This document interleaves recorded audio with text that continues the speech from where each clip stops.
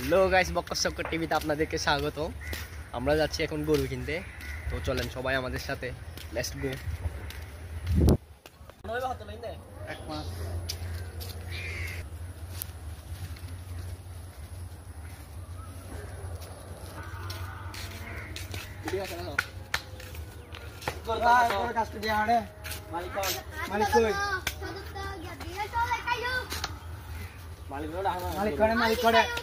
গুরু ভাগ্য কিল্লা না রেডা আছে বুঝতে পারি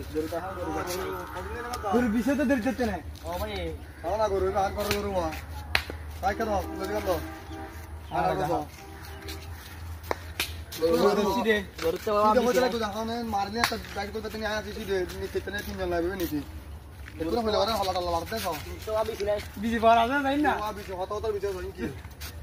সুড়া সুড়া এই তো না রে বাবা দা আজ আই কোনো